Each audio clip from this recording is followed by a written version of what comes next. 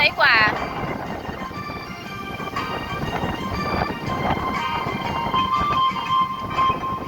ตามหาคนงามจากสารคามไปถึงเมืองขอนแก่นหาเนื้อเย็นแต่ไม่เห็นหน้าแฟน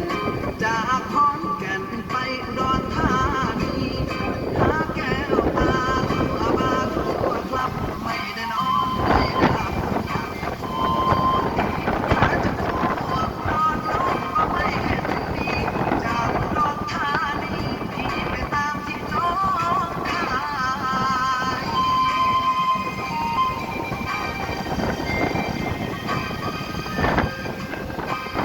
ลำโพงไม่นั่งลงร้องไห้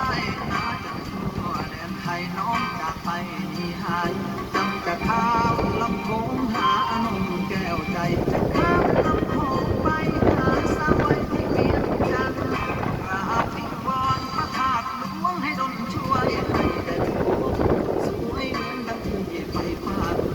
ตามหานวลน้องจนถึงก่อนเวียงจันทร์ไม่เห็นแม่เงาจอมขวัญที่แทบจะกลั้นใจตาย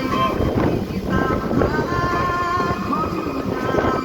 จากสารคามไม่รู้ว่าเจ้าไปไหน